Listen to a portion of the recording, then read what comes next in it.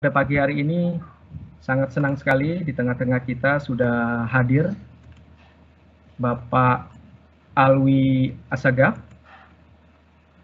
Selamat pagi Pak Alwi. Pagi Pak Adi, pagi semua para pakar, para pelanggan, dan para teman-teman semua yang hadir pada bincang-bincang online terkait dengan UPBKS kali ini. Terima kasih banyak Pak Adi. Baik, terima kasih Pak Alwi. Pak Alwi juga Presiden Direktur dari Nufam Indonesia bergabung dengan kita di sini. Bagian pertama nanti akan ada sambutan dari Pak Alwi. Selanjutnya akan ada pemaparan materi dari narasumber kita. Yang pertama adalah, ini narasumber bisa bersiap-siap ini. Yang pertama adalah beliau merupakan Kabak Kepala Bagian Penelitian PPKS saat ini. Kemudian riwayat pendidikan S1 Fitopatologi UGM Universitas Gadjah Mada, S2-nya Fitopatologi dari Universitas Gadjah Mada, S3-nya Fitopatologi dari Institut Pertanian Bogor. Selain bekerja di PPKS, beliau juga punya laman asuhan, ataupun beliau adalah YouTuber, Pak. Subscribernya saya cek sudah lebih dari 20.000 orang. Wah, ini menarik sekali nih. Kita berikan ya. Kita berikan tepuk tangan untuk Bapak Dr. Agus Susanto. Assalamualaikum. Selamat pagi Pak Agus.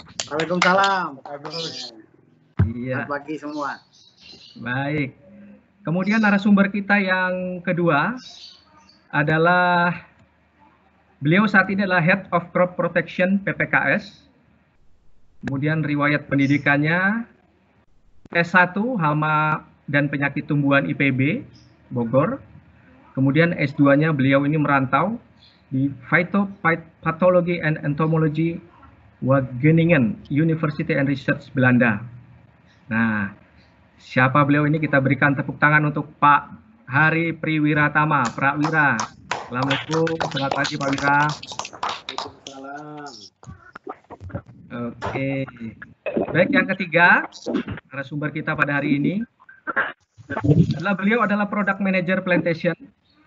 Saat ini sudah berkarir cukup lama di Nufam Indonesia. Beliau juga adalah senior saya.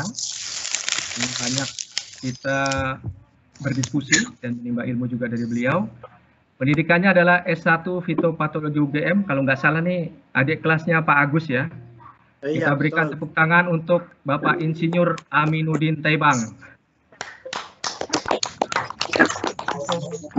Baik Bapak Ibu semua, semua narasumber dan VIP yang diundang sudah hadir pada hari ini.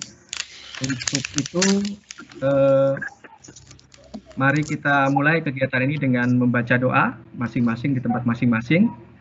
Berdoa dipersilakan.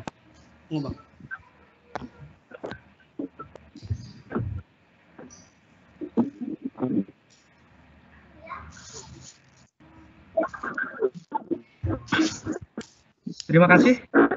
Untuk kesempatan pertama saya akan berikan kepada Bapak Alwi Assagaf, Presiden Direktur Nufam Indonesia, untuk menyampaikan sambutannya pada kegiatan hari ini. Pada Pak Alwi kami persilakan. Terima kasih banyak Pak Adi atas waktu yang diberikan. Assalamualaikum warahmatullahi wabarakatuh. Waalaikumsalam. Selamat pagi untuk bapak-bapak dan ibu semua yang hadir pada acara bincang live terkait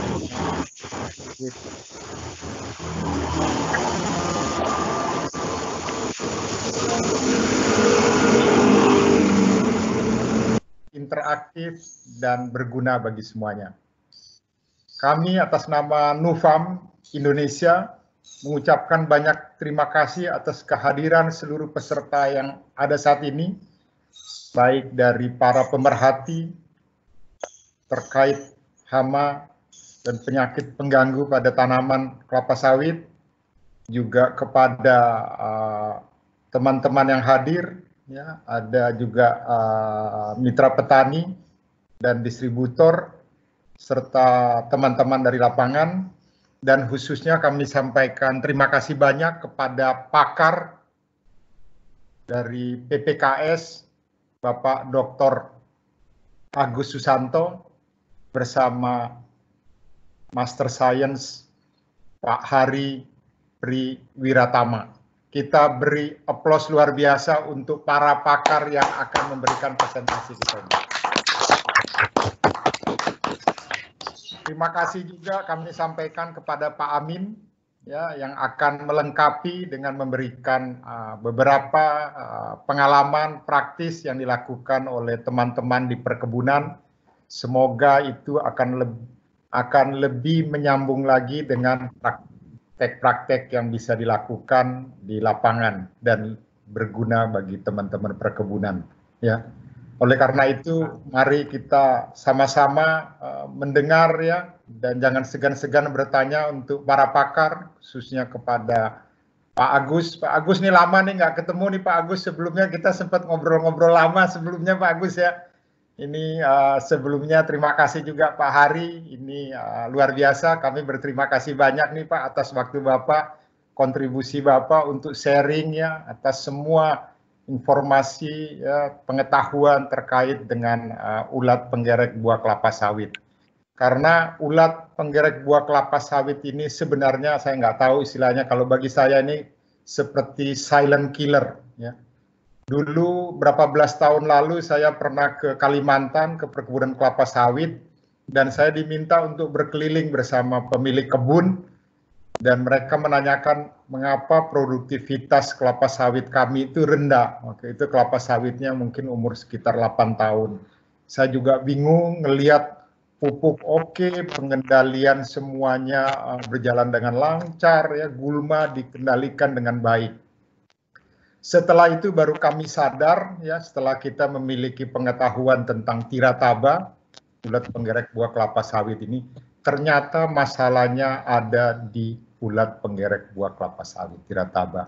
Dan dengan teknologi, ya, dengan pengetahuan-pengetahuan, ya, yang kami miliki, akhirnya kami juga bisa membantu solusi, dan kebun tersebut, alhamdulillah sekarang peningkatan produktivitasnya jauh lebih baik, ya, karena adanya silent killer ini. Mari kita simak sama-sama.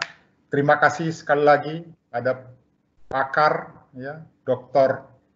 Agus Susanto, pada Bapak Hari Priwiratama, MSc, atas kontribusinya, serta sharing pengalaman di lapangan oleh Pak Amin. Terima kasih kepada Pak Adi yang telah membuat acara ini dapat terlaksana dengan baik. Kami mohon maaf kalau ada kekurangan-kekurangan dalam penyampaian ini, dan saya juga belum bisa mengikuti sampai selesai karena pada jam 10 nanti saya ada meeting di tempat lain. Saya akan berusaha mengikuti sebatas memungkinkan.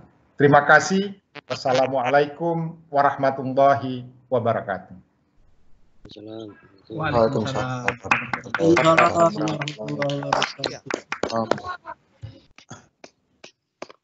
Baik, terima kasih Pak Alwi Assagaf atas sambutannya untuk memulai acara kita pada hari ini. Baik, tanpa berpanjang kata, saya akan panggilkan narasumber pertama kita. Jadi nanti kami mohon untuk para peserta tanya jawab. Kita setelah semua materi selesai. Nah, jadi nanti kita kumpulkan semua di belakang, jadi bisa dicatat dulu pertanyaannya. Kemudian nanti yang ingin mencatat, ingin menulis, tadi seperti disampaikan bisa menggunakan fitur chat. Jadi nanti tim kami akan mencatat pertanyaan Bapak Ibu dan akan menjawab. Oke, untuk kesempatan yang pertama, kita berikan tepuk tangan yang meriah untuk Bapak Dr. Agus Susanto untuk menyampaikan pemaparannya.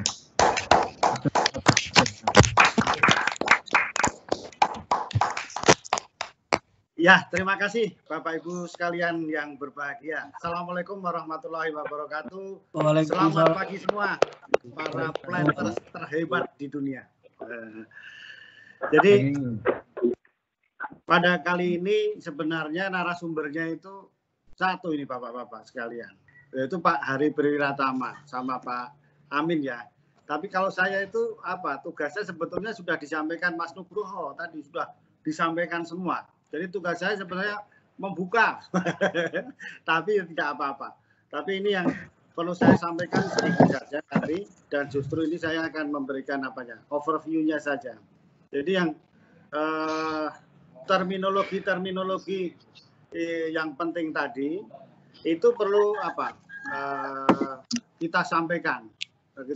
Jadi memang kita terbiasa dengan UPDKS ya, itu ulat pemakan daun kelapa sawit.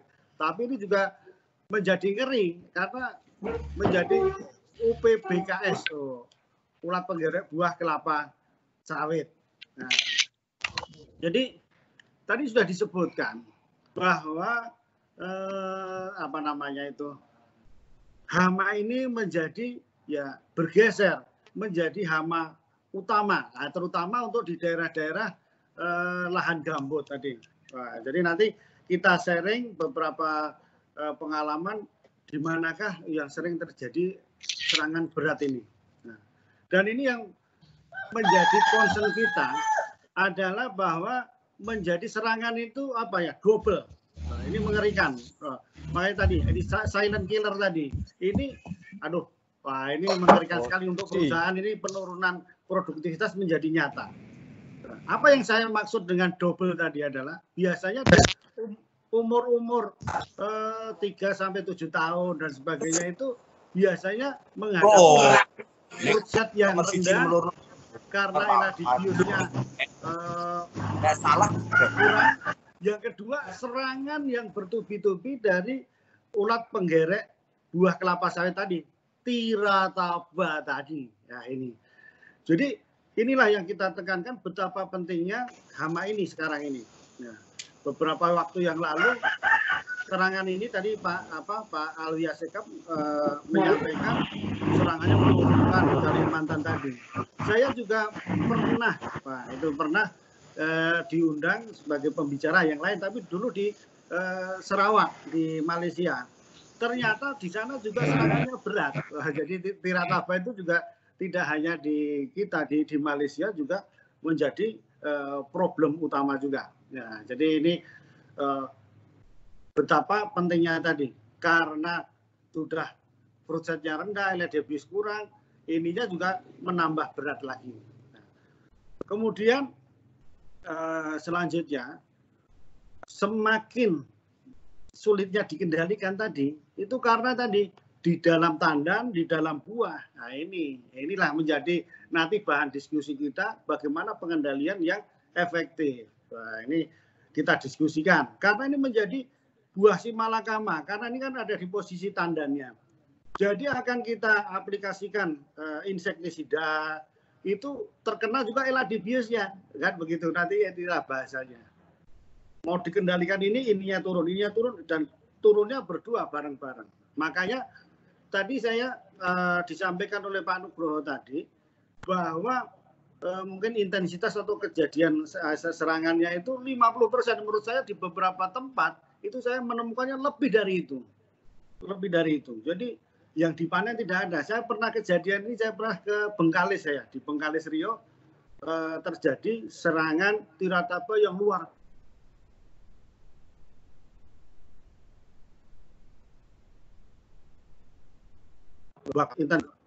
Jadi ini yang disampaikan seperti di kita itu sudah menghadapi berbagai serangan yang lain-lain yang yang sudah konvensional, hama konvensional itu ya ulat api, oriktes, kemudian ini ditambah lagi Tirataba ini memusingkan kita. Karena pengendaliannya juga tidak mudah karena tadi di dalam tandan di dalam stalk atau di dalam buah-buah itu sendiri. Nah, kemudian di ujungnya adalah ini.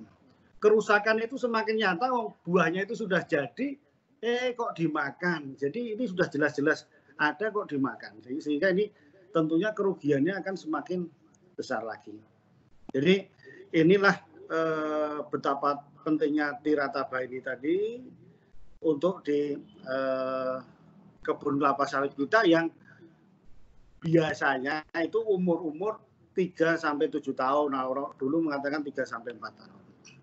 Jadi Tirataba ini memang sebenarnya kan ya sebelumnya ada di tanaman kelapa juga gitu. Jadi kalau nanti dijelaskan oleh Pak Hariza, ada mazhabnya, ada Tirataba rufifena, ada Tirataba mundela dan sebagainya. Jadi ini menjadi bertransformasi tadi serangannya. Next, Mas. Nah, ini kita lihat Tirataba ini. Nah, ini yang sudah saya sampaikan tadi. Bahkan di beberapa tempat itu 50% atau lebih. Nah, ini yang sini saya juga menyampaikan sharing saja, Pak. Itu tidak hanya di tanah gambut. Ternyata saya di beberapa tanah pasiran yang berpasir itu juga mempunyai potensi serangan lebih tinggi. Sudah berpasir tapi bisa lembab. Jadi saya pernah kejadian ini sudah derajatnya rendah pada abortus karena sudah dimakan oleh Tirataba ini. Jadi perlu dicatat tadi di tanah gambut, kemudian di tanah pasiran mempunyai serangan yang lebih tinggi. Dan ini kalau bapak-bapak yang mengikuti ini ada petani apa tadi ya, petani andalan mungkin bagus, tapi banyak petani yang sering tanya ke saya di YouTube saya, di channel saya Dokter Sawit itu, kalau petani masih jarang yang menanyakan hal ini. Jadi Bapak Ibu sekalian, ledakan populasi dari Tirataba ini terjadi tadi disampaikan di Riau, di Kalimantan 10 tahun terakhir ini juga begitu hebatnya gitu. Jadi itu yang kami sampaikan. Kemudian pengendaliannya itu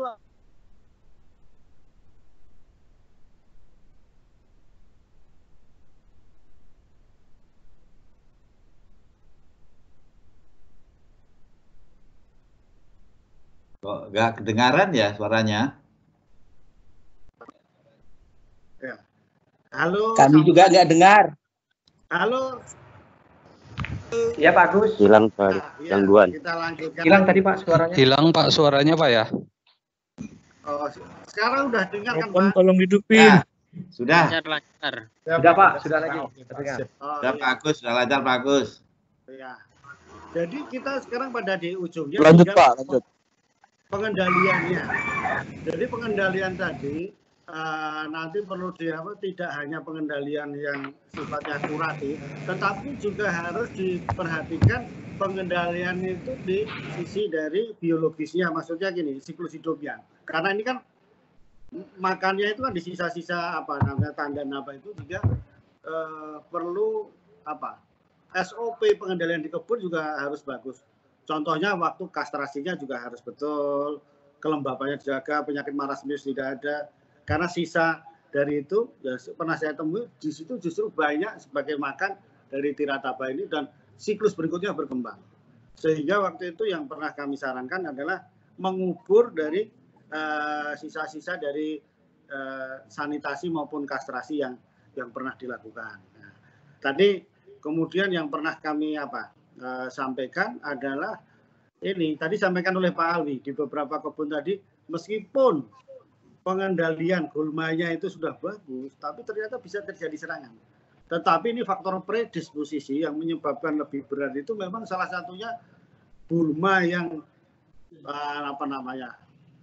semak begitu itu menjadi faktor berkembangnya lebih hebat dari Tirataba ini. Oleh karena itu pengendalian tidak langsungnya juga harus pengendalian gulma ini dilakukan. Tapi untuk pengendalian di hama penyakit dengan luasan yang begitu luas ini kan harus ada teknologi yang memang manjur, tetapi juga melihat aspek yang lain tidak merugikan. Dalam ini tadi Bapak moderator menyampaikan bahwa jangan sampai eladibius yang membantu kita penyerbukan itu menjadi terganggu begitu. Jadi sehingga nanti dipilih beberapa teknologi insektisida yang benar-benar bagus untuk mengendalikan hama ini. Jadi saya kira itulah overview dari kami, dan selanjutnya nanti kami kembalikan ke moderator yang akan menyampaikan teknis pengendalian tirataba ini, Mas Hari Priratama. Terima kasih dari saya, mudah-mudahan banyak itu untuk diskusinya. Terima kasih. Baik, kita berikan aplaus sekali lagi untuk Pak Agus. Terima kasih untuk komentarnya. Yang materi inti sebenarnya tadi disampaikan.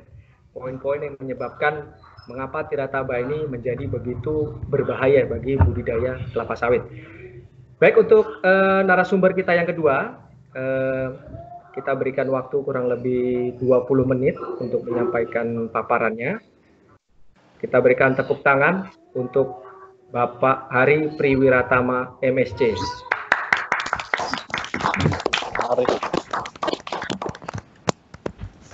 Terima kasih Pak Adi.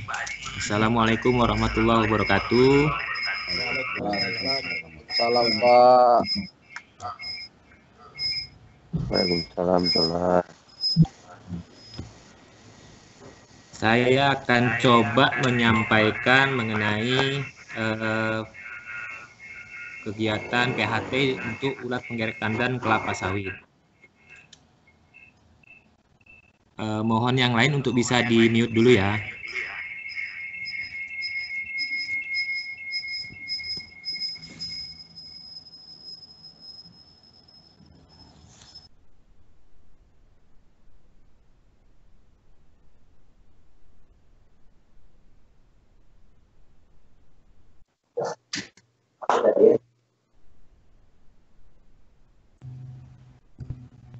Halo, suaranya masuk?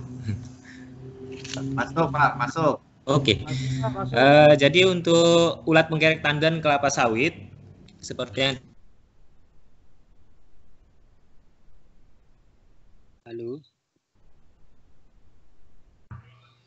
Halo Pak. Suaranya hilang Pak. Disampaikan oleh Pak Junto, ini juga musuh. Hilang suaranya. Signal itu mungkin itu.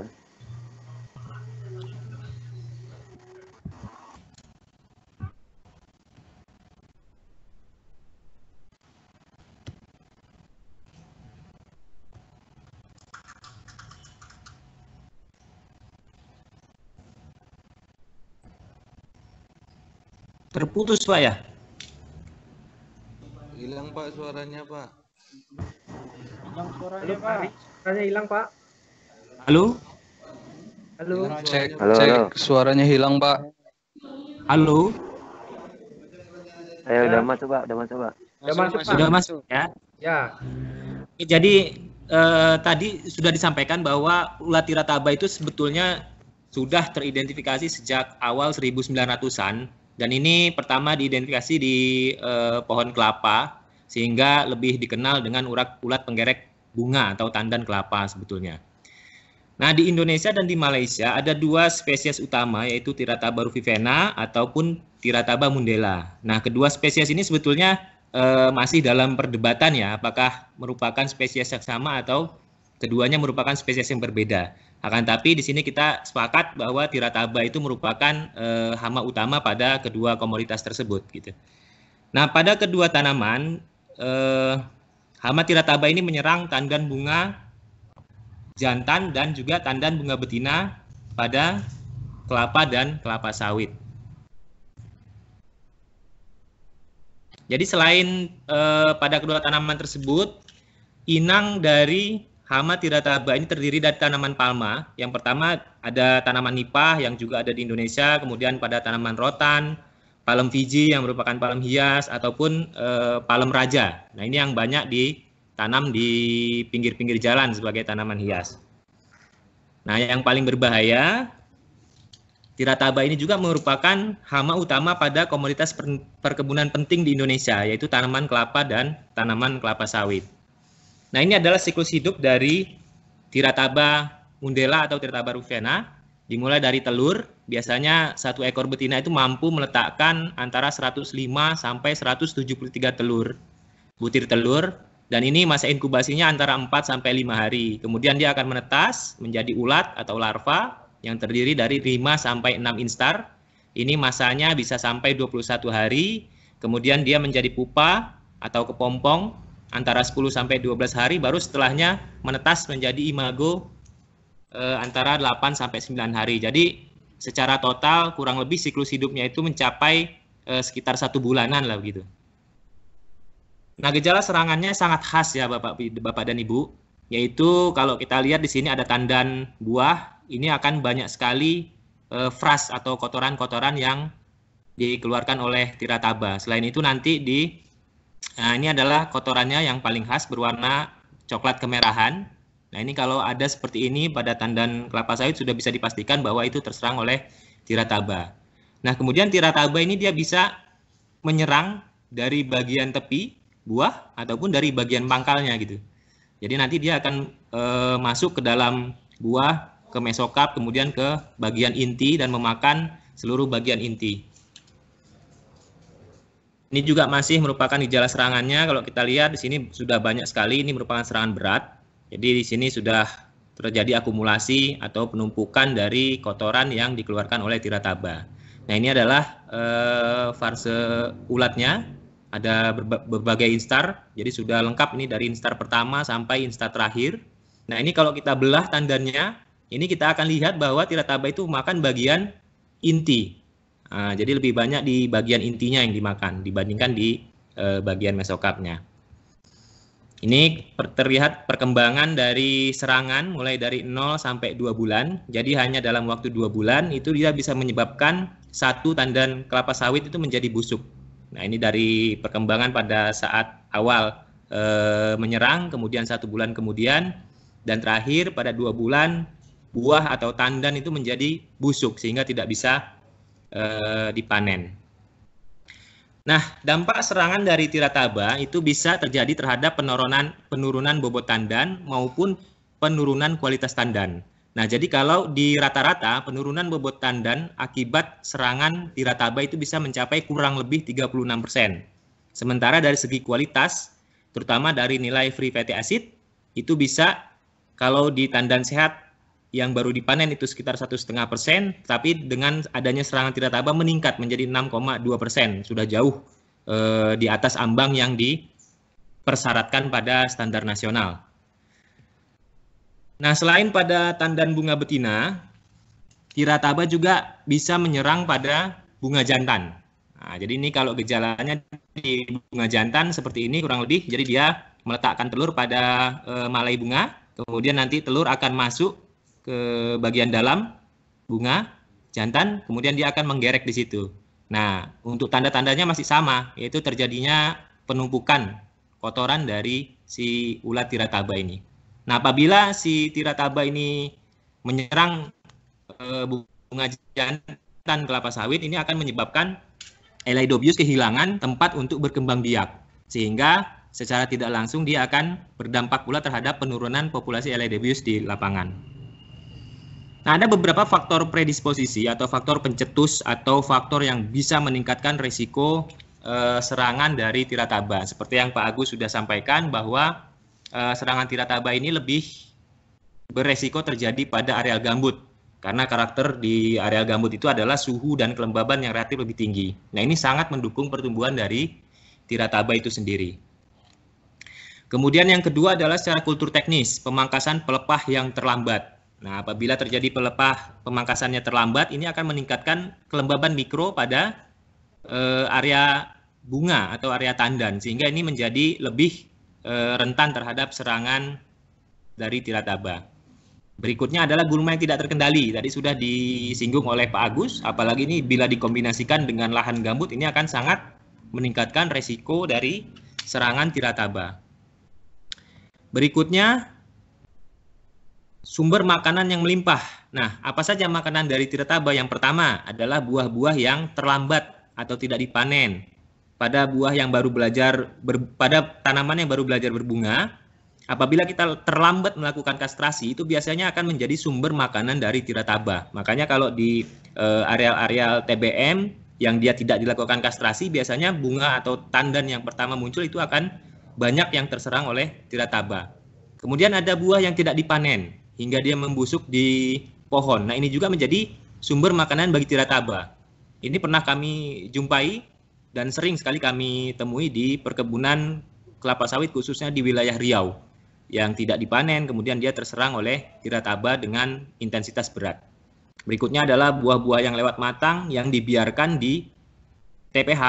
Nah, jadi tidak langsung dilakukan pembuangan atau sanitasi. Nah, itu bisa menjadi sumber makanan dari tirataba. Nah, faktor-faktor predisposisi inilah yang meningkatkan risiko serangan di lapangan. Nah, kemudian bagaimana cara kita untuk mengatasi serangan tirataba? Itu melalui pendekatan pengendalian hama terpadu. Yang pertama harus dimulai dengan kegiatan monitoring yang dilakukan secara teratur atau rutin. Nah, untuk monitoring tirataba, sensus tahap pertama itu sebaiknya dilakukan pada TBS yang sudah terpanen di TPH. Nah, jadi TBS yang ada di TPH ini kita coba lakukan identifikasi apakah ada serangan dari hama tirataba.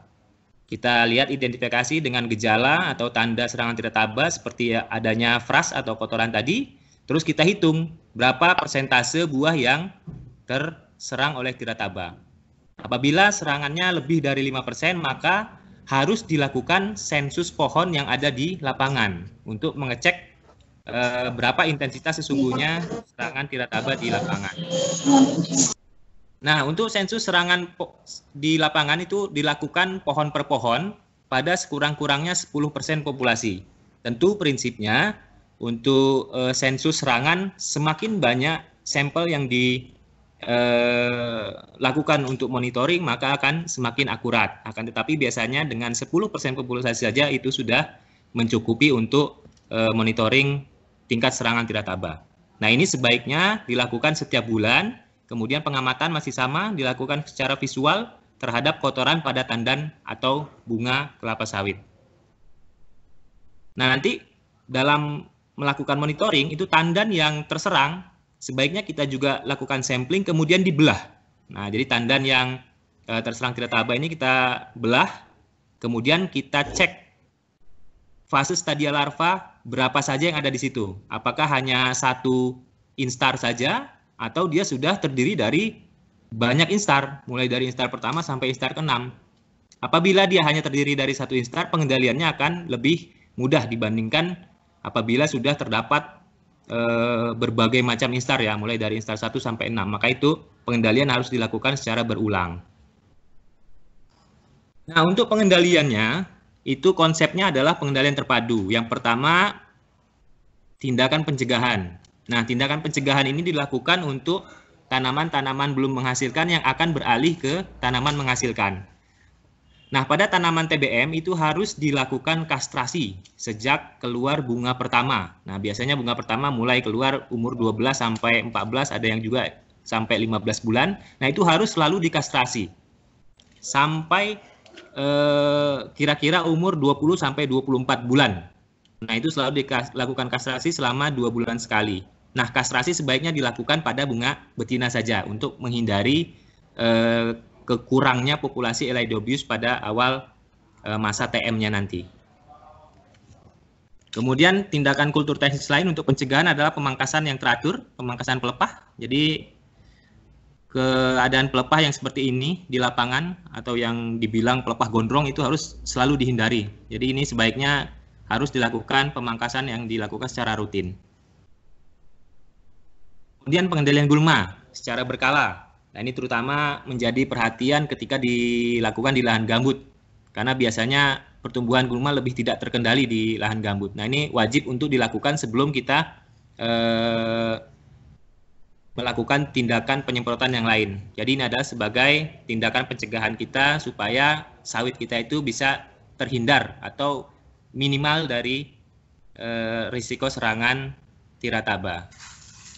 Nah, bagaimana kalau sudah terlanjur terjadi serangan? Nah, yang pertama harus dilakukan sebelum kita melakukan penyemprotan insektisida adalah sanitasi dulu. Jadi tandan yang terserang berat khususnya itu harus kita sanitasi dari awal. Kemudian untuk tandan-tandan yang matang atau busuk yang tidak terpanen itu harus kita sanitasi terlebih dahulu. Nah, ini wajib dilakukan sebelum kita melakukan penyemprotan insektisida. Karena apabila tidak kita sanitasi, ini akan menjadi sumber untuk serangan-serangan berikutnya. Kemudian tadi sudah disinggung oleh Pak Agus, buah yang tadi sudah disanitasi atau dipanen, buah-buah busuk atau yang sudah terserang berat, itu kita pendam di dalam lubang sanitasi. Nah, lubang ini bisa kita buat ukurannya yang kira-kira mencukupi untuk menimbun seluruh tandan yang sudah kita panen tadi. Nah, sebelum ditimbun, ini bisa juga diaplikasikan dengan insektisida atau bisa ditimbun secara langsung. Nah, ini untuk mematikan larva yang ada di dalam tandan-tandan yang sudah terserang tadi. Nah, berikutnya yang paling penting adalah aplikasi insektisida. Ini dilakukan secara langsung pada tandan terserang. Biasanya kita lakukan dengan volume semprot antara 300 sampai 400 liter per hektar. Nah, ini tujuannya supaya tandan itu betul-betul basah sampai ke dalam. Jadi bisa dipastikan bahwa insektisida itu akan kontak dengan si tiratabanya. Nah, biasanya kalau dia instarnya itu sudah tumpang tindih, artinya sudah tersedia instar 1 sampai instar ke-6, itu kita harus lakukan interval penyemprotan kurang lebih 2 minggu sekali.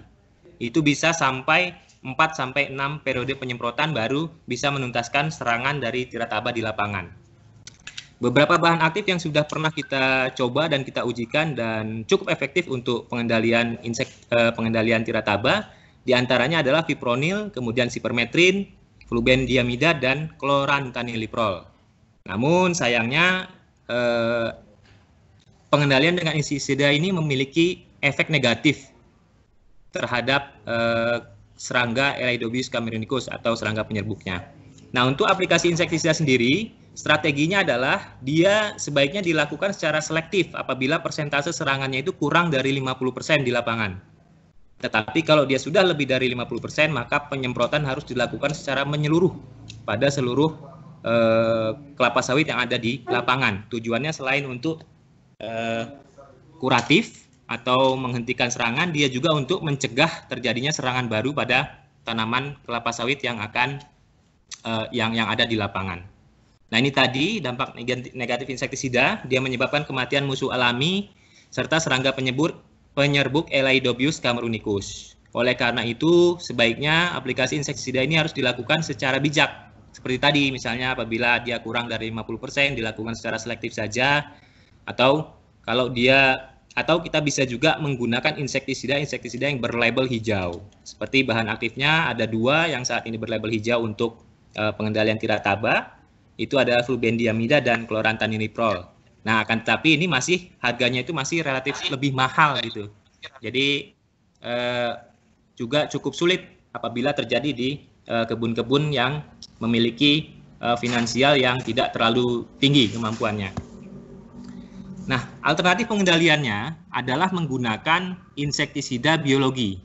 Nah, ini yang sudah kita cobakan dan sudah banyak sekarang diterapkan secara luas, baik di Indonesia maupun di Malaysia untuk pengendalian tirataba ini adalah berbahan aktif Bacillus thuringiensis. Nah, ini merupakan alternatif pengendalian yang aman terhadap Elaidobis camerunicus. Ini sudah kita lakukan berbagai seri pengujian, khususnya terhadap dampaknya terhadap si kumbang penyerbuk ini.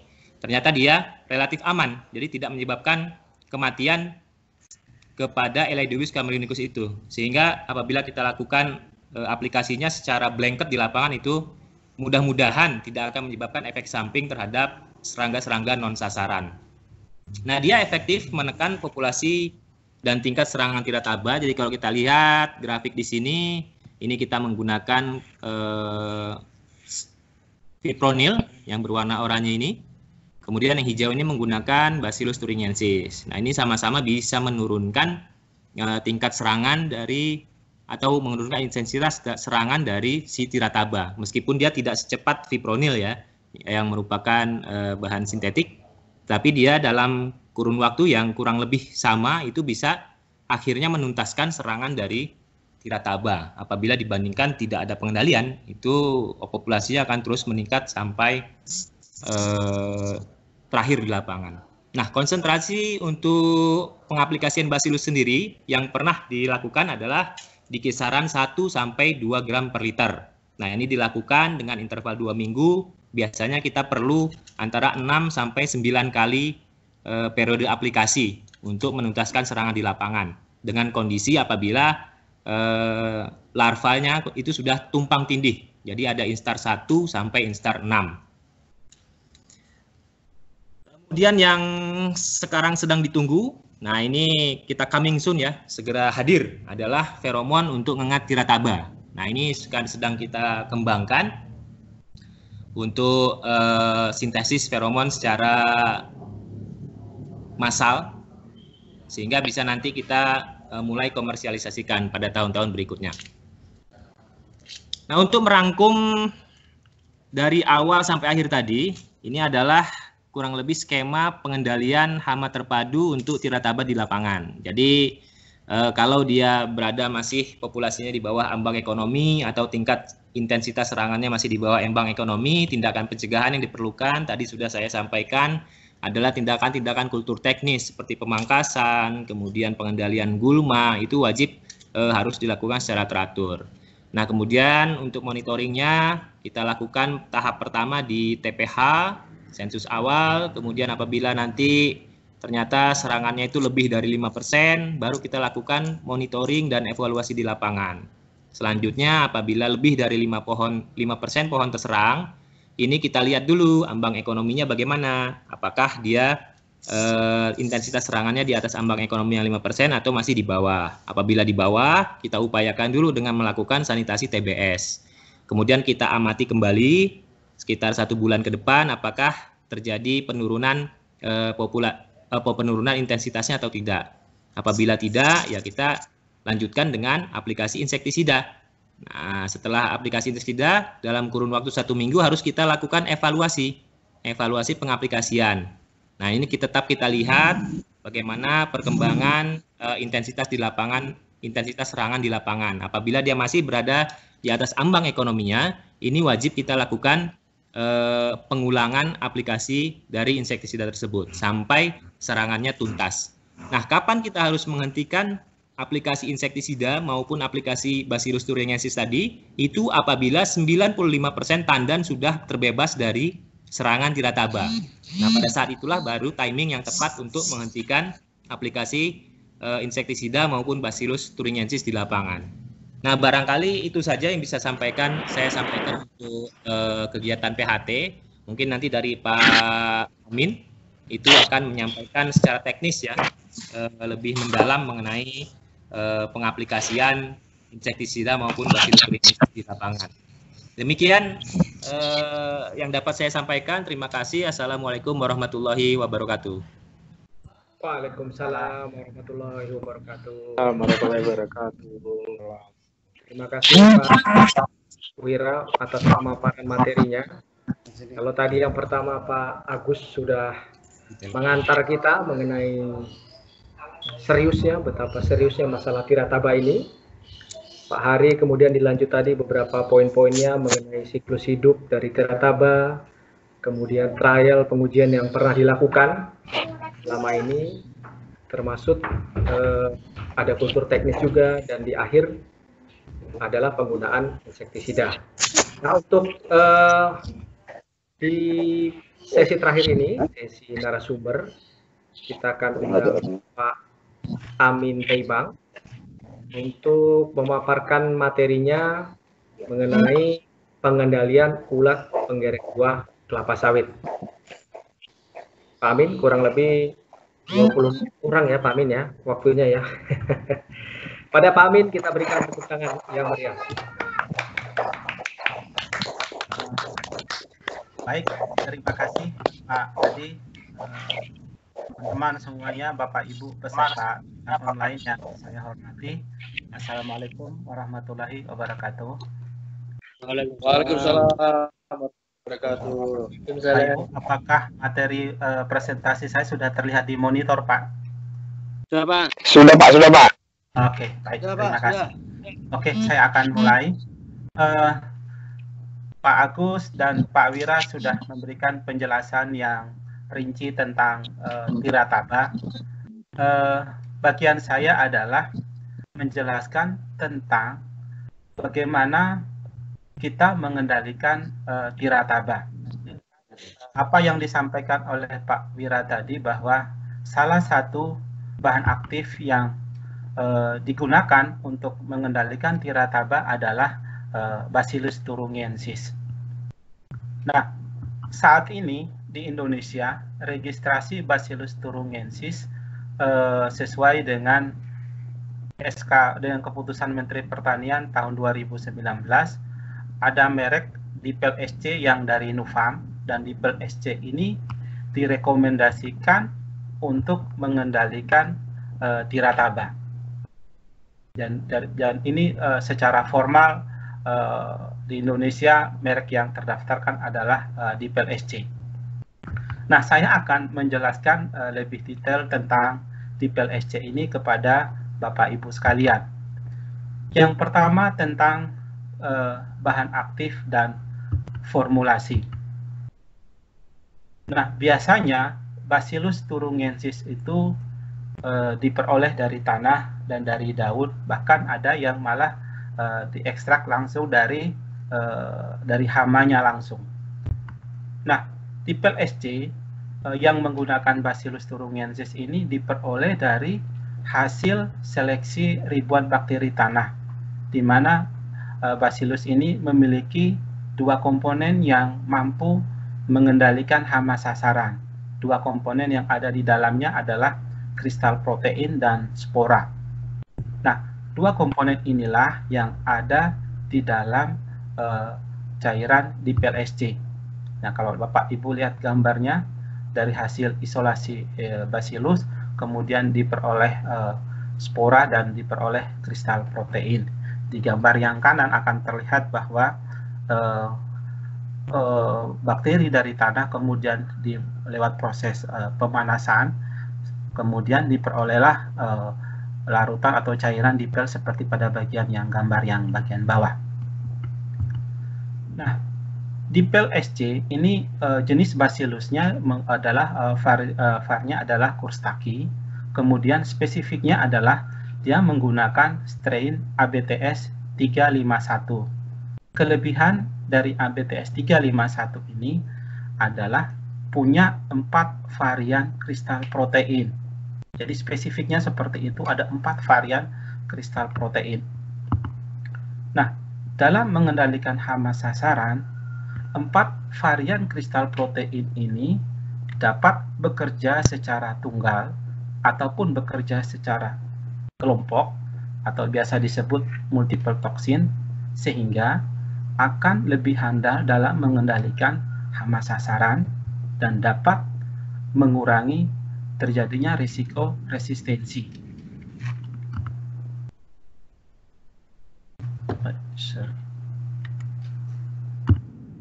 Bapak bisa lihat di gambar ini masing-masing kristal protein itu bisa bekerja secara sendiri-sendiri atau bekerja secara berkelompok dalam mengendalikan hama sasaran.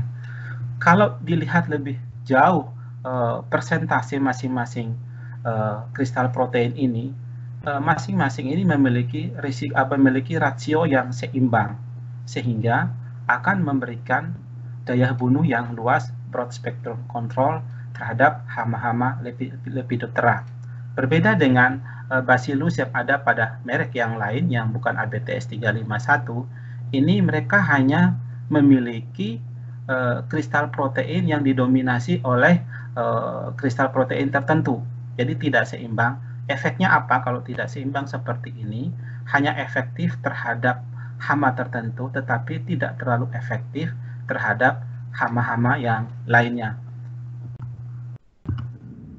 Nah, bagaimana dengan formulasi Dipel SC? Saat ini Nufarm menggunakan formulasi SC, suspensible concentrate, dan ini merupakan oil base, dan jika dicampur dengan air akan membentuk suspensi. Kondisi ini menyebabkan larutan dipel SC lebih mudah mengalir sampai celah-celah perondolan sawit yang merupakan habitat utama dari tirataba. Nah, dengan cara seperti inilah dipel SC ini bisa lebih tuntas, lebih bagus untuk mengendalikan tirataba yang tersembunyi di celah-celah perondolan sawit. Nah, saat ini warna dipel SC adalah warnanya coklat muda. Kami sediakan dalam kemasan 10 liter. Kemudian pada labelnya masa kadaluarsanya tertulis 2 tahun sejak tanggal produksi.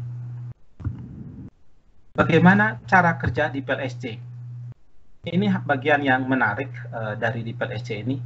Pada saat larutan dipel SC itu setelah aplikasi dan menempel pada permukaan daun atau brondolan sawit, bagian tersebut kemudian dimakan oleh larva lepidop dan masuk ke dalam usus dari si larva itu. Nah, di dalam usus larva, pH-nya itu rata-rata basah untuk larva yang lepidop. Nah, pada posisi pH yang basah ini, kristal protein dan spora berubah menjadi racun dan kemudian menyerang usus larva.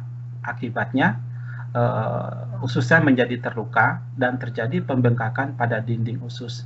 Dan pembengkakan ini terus berlanjut sampai ususnya itu pecah, sehingga isi ususnya bercampur ke dalam darah. Akibatnya, larva akan berhenti makan, lumpuh, dan akan mati setelah 1-3 hari.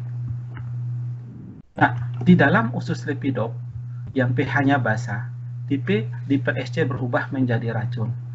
Hikmah apa yang bisa kita pelajari dari cara kerja seperti ini? Yang pertama bahwa dipel SC sangat cocok untuk mengendalikan jenis insek yang Lepidoptera. Kemudian, kualitas dipel SC tetap terjaga walaupun dilarutkan dalam pelarut air asam. Artinya kalau di lapangan, teman-teman yang lokasinya berada di daerah gambut, aplikasi dipel SC Bapak bisa gunakan air gambut karena rata-rata air gambut sifatnya asam sehingga tidak berpengaruh terhadap kualitas dipel SC. Kami sarankan tidak dicampur dengan air yang sifatnya basah. Kenapa? Tadi sudah saya sampaikan tadi, pada saat dia menghadapi situasi yang basah, maka kristal protein dan spora tadi akan berubah menjadi racun. Dan yang terakhir adalah bahwa dipel SC ini aman terhadap serangga penyerbuk, musuh alami, dan aplikator. Karena ini situasinya berbeda dengan lepidop ya. Tadi Mas Wira juga sudah menyampaikan bahwa hasil pengujian di PPKS dipel SC ini relatif aman terhadap serangga penyerbuk, beberapa musuh alami yang mereka lakukan di PPKS. Nah, dapat saya katakan bahwa dipel SC ini merupakan salah satu insektisida biologi yang sesuai dengan prinsip-prinsip yang ada di dalam ISPO ataupun di RSPO. Nah, Bapak Ibu bisa melihat lepidop yang sudah terpapar oleh dipel SC. Gejala yang bisa diamati adalah terjadinya perubahan perilaku larva dan morfologi. Walaupun larva itu masih hidup, ya, tapi larva yang terpapar akan berhenti makan, bergerak meninggalkan sumber makanan menuju permukaan daun atau permukaan brondolan yang masih terbuka. Kemudian gerakan larva ini lama-kelamaan melambat, kemudian larva tampak muntah dan mencret, tubuhnya membengkak seperti gambar di samping, kemudian berubah warna menjadi pucat dan lama-kelamaan larva ini menjadi mati. Artinya apa di sini? Bahwa syarat utamanya adalah larva harus memakan bagian tanaman yang sudah kita semprot dengan dipel SC. Kemampuan makan akan berpengaruh terhadap efektivitas dipel SC. Sehingga tadi Pak Haris sampaikan bahwa larva yang paling efektif dikendalikan adalah larva muda, yaitu larva instar 1 sampai instar 3. Kenapa? Karena pada posisi larva muda tersebut, kemampuan makannya sedang bagus-bagusnya. Semakin banyak dia makan bagian yang sudah tersemprot dengan dipel SC, semakin banyak kristal protein dan spora yang masuk ke dalam tubuh si larva itu, sehingga efektivitas pengendalian menjadi lebih tinggi. Nah, itu alasannya. Bagaimana cara menggunakan DPLSC? Nah, untuk mendapatkan efikasi yang optimal, maka perlu perhatikan beberapa hal di bawah ini. Yang pertama, lakukan sensus secara berkala. Tadi Pak Hari juga sudah menyampaikan, yang perlu dilakukan di sini adalah mengamati intensitas serangan tiratabanya berapa persen. Mulai dari TPH, kemudian dilanjutkan dengan tanaman di lapangan, diamati, kemudian berapa banyak musuh alami yang ada di tanaman. Ini musuh alami untuk tirataba adalah cocopet atau airwick. Kemudian perhatikan siklus hamanya. Kenapa? Karena DPLSC ini hanya efektif untuk stadia larva, tidak efektif untuk stadia pupa dan stadia telur. Perhatikan juga instar hama sasaran. Efikasi terbaik sudah saya sampaikan tadi adalah pada saat larva masih muda atau instar 1 sampai instar 3. Nah, itu adalah gambar cocopetnya. Kemudian penyemprotan dilakukan secara merata dan ditujukan kepada tandan buah, bunga jantan, dan bunga betina. Pastikan bahwa permukaan sasaran yang kita semprot dalam kondisi kering. Kemudian, jika dikhawatirkan akan terjadi hujan, maka bisa ditambahkan beberapa surfaktan yang sering Bapak Ibu gunakan di lapangan. Kemudian, bagaimana dengan alat aplikasi dan konsentrasi di DPLSC?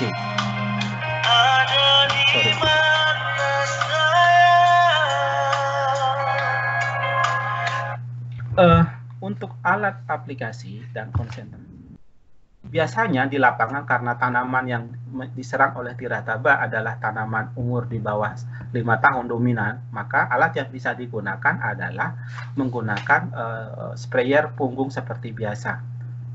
Pada alat sprayer punggung, konsentrasi yang biasa dipakai adalah 2 ml DPLSC per liter air, kemudian semprotkan 2-3 liter larutan per pohon.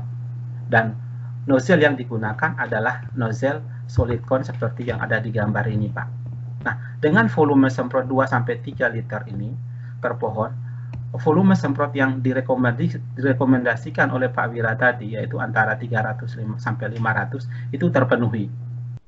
Dan pengalaman kami di lapangan bahwa satu pohon itu rata-rata menggunakan 2-3 liter larutan per pohon.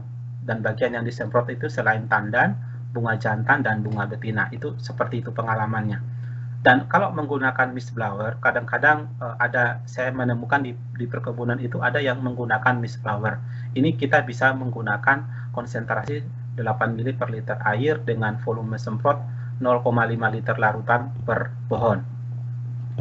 Jadi ini titik krusialnya ada di sini, bahwa aplikasi per pohon itu rata-rata 2-3. Pada posisi ini, tingkat kebasahan bagian yang disemprot itu lebih sempurna. Dan gunakan konsentrasi DPL 2 ml per liter air. Pada kondisi normal, hama tersedia dalam beberapa generasi ya. Sangat jarang kita melihat bahwa di lapangan pada satu pohon, satu tandan, kita hanya menemukan satu instar yang homogen. Lebih sering kita lihat instar tersebut heterogen dan terjadi overlap generasi.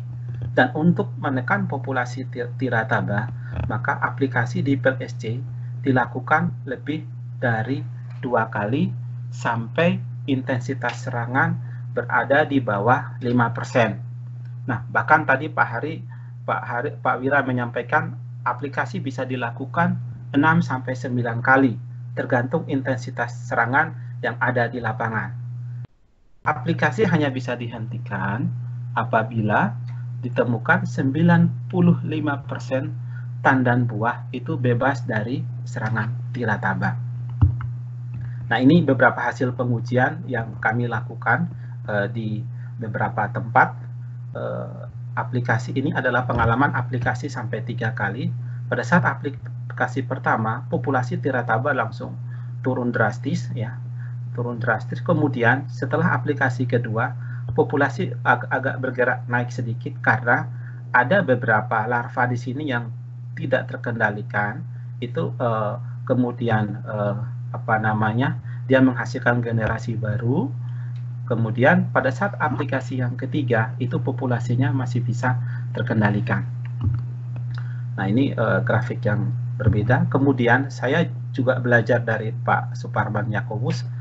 Beliau punya pengalaman di Riau, di salah satu kebun di Riau, dengan menggunakan dipel SC dibandingkan dengan lambda-cyhalothrin dan dibandingkan dengan fipronil. Secara grafik seperti ini, Bapak dan Ibu sekalian bisa melihat bahwa pada saat sebelum aplikasi, populasi tirataba itu di atas 70%.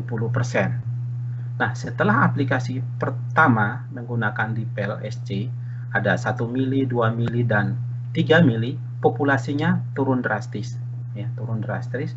Kemudian, sampai 3 minggu setelah aplikasi, populasinya ini masih bergerak, kemudian dilakukan aplikasi kedua, dan sampai ketiga. Setelah aplikasi ketiga, serangan tirataba ini relatif rendah dibandingkan dengan kondisi sebelum aplikasi. Nah, inilah pengalaman-pengalaman kami melakukan aplikasi dipel SC untuk mengendalikan tirataba di lapangan. Nah, saya akan tunjukkan Bapak Ibu bagaimana dengan analisa biaya penggunaan dipel SC. Tadi saya sampaikan bahwa konsentrasi per liter air adalah 2 mili dipel SC. Kemudian volume semprot saya anggap saja bahwa kita gunakan 2 liter larutan per pohon, SPH sekitar 140, kemudian volume semprotnya akan menjadi 280 liter, kemudian dosisnya akan menjadi setengah liter per hektar untuk 1 kali aplikasi. Harga dipel sekitar 210 ya, harga rata-rata sampai hari ini. Kemudian biaya per hektar untuk 1 kali aplikasi dengan kondisi seperti saya sampaikan di atas, itu membutuhkan sekitar Rp117.000 per hektar per aplikasi. Kalau Bapak Ibu melakukan 3 kali aplikasi, maka diperlukan sekitar Rp350.000 per hektar untuk 3 kali aplikasi. Kalau 6 kali aplikasi sekitar membutuhkan sekitar Rp705.000 per hektar untuk 6 kali aplikasi. Jadi biayanya masih relatif terjangkau kalau kita menggunakan beberapa insektisida lain yang seperti Pak Wira sampaikan tadi. Jadi harganya masih relatif murah. Kelebihan yang lain selain dari sisi biaya lebih ekonomis, tirataba terkendali, kemudian relatif aman terhadap musuh alami, aman terhadap Elaedobius, dan juga terhadap aplikator di lapangan. Saya pikir itu Bapak Ibu informasi yang bisa saya share kepada Bapak Ibu. Kalau ada pertanyaan, bisa kita diskusikan pada sesi berikutnya. Selanjutnya saya kembalikan kepada Pak Adi. Terima kasih. Assalamualaikum warahmatullahi wabarakatuh. Baik, terima kasih atas pemaparan materinya Pak Aminuddin Taibang. Jadi sangat menarik sekali ini diskusi kita pada hari ini. Dari Pak Agus sudah memaparkan mengenai urgensi dari serangan hama tirataba, kemudian apa itu hama tirataba, termasuk daur hidup, musuh alami, dan lain-lain sebagainya sudah dijelaskan, dan juga strategi pengendalian oleh Pak Wira tadi.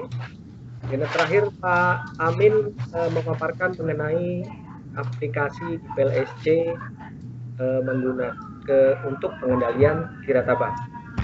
Sebelum saya masuk sesi pertanyaan, ini ada beberapa menanggapi dulu yang di chat.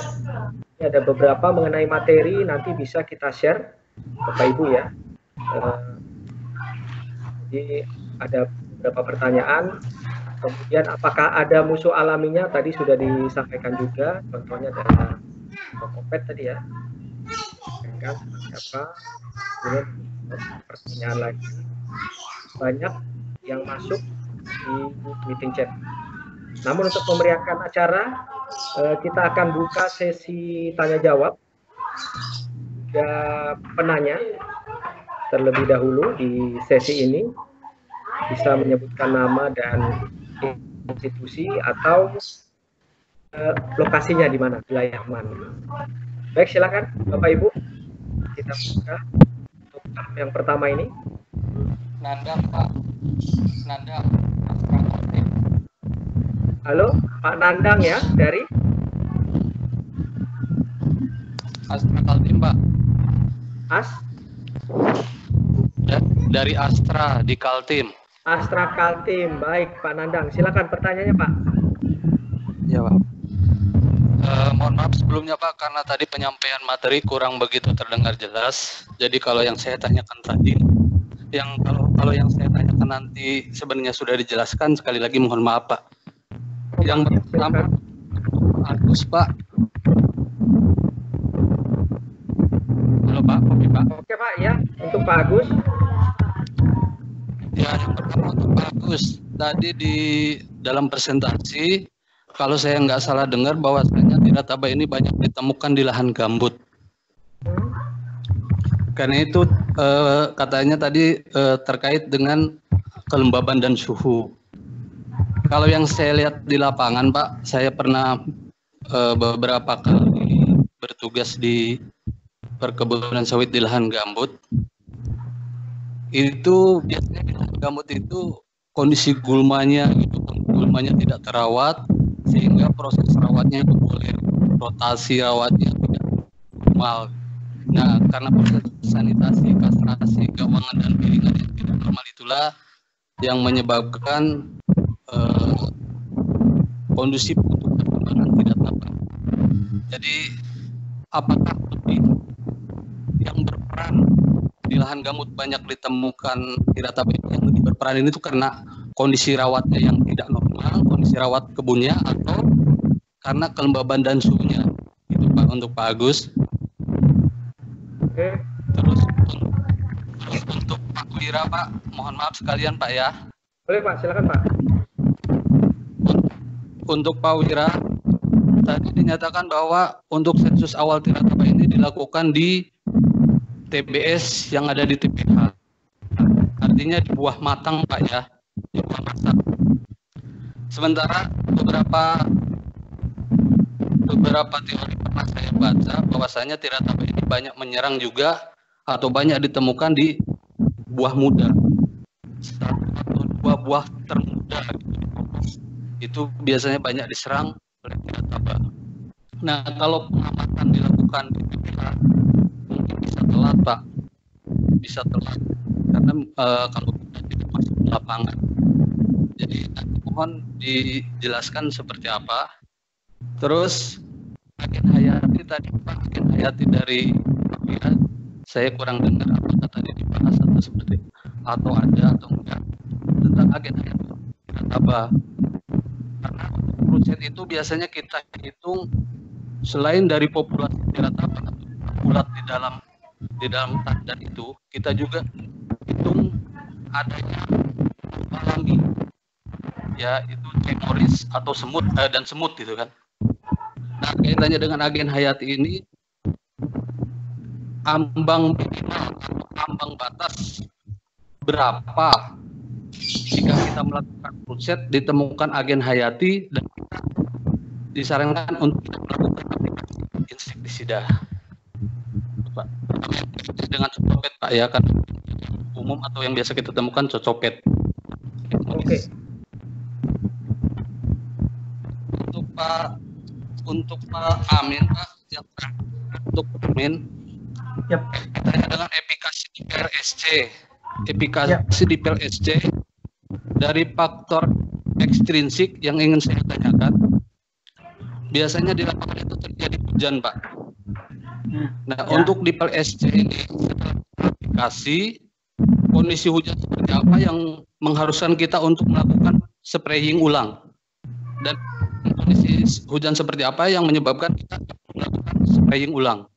Yap. Selain itu juga, apakah di PLSC kompatibel jika digabung dengan bahan perekat atau perata? Jika kompatibel, kira-kira sarannya konsentrasinya berapa? Oke. Terus tentang efikasi, kaitannya efikasi dipengaruhi oleh aplikasi, Pak, ya. Ini saya mau tanyakan tentang alat pengendalian atau alat aplikasi, dan tadi dijelaskan tentang whistleblower sama knapsack. Saya tadi nggak dengar, mungkin karena jelas penerimaannya. Saya ingin menanyakan Miss Blower itu efektifnya tanaman spesifikasi seperti apa? Epsek juga untuk tanaman spesifikasi seperti apa? Terus yang selanjutnya juga efikasi ini dipengaruhi juga oleh cara penyimpanan. Saya ingin bertanya tentang jika FC ini sudah dicampur, kemudian karena suatu halangan kita tidak bisa melakukan spraying, kira-kira bertahan berapa lama larutan tersebut efektif bisa kita gunakan. Itu aja Pak. Terima kasih. Mohon maaf jika terlalu panjang. Assalamualaikum warahmatullahi wabarakatuh. Baik, terima kasih.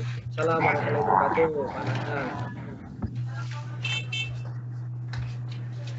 Masih ada pertanyaan? Oh, Pak Saril, Pak Pane. Ya, assalamualaikum.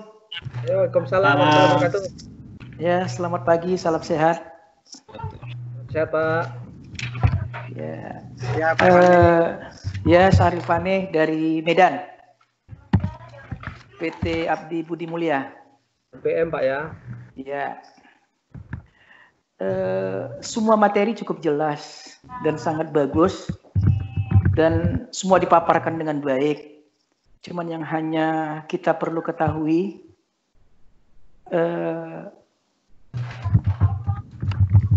hitungan cost per presentasi tingkat serangan. Ini untuk Pak Amin ini. Hitungan cost untuk per presentasi tingkat serangan yang sudah di atas ambang ekonomi. Begitu. Dan kedua, boleh dong trial ke ABM. Kapan sambil sharing, mana tahu di ABM juga tingkat serangannya tinggi, jadi langsung bisa kita aplikasi. Oke, terima kasih. Salam sehat. Amin. Salam sehat, Pak. Baik, satu lagi, Bapak Ibu.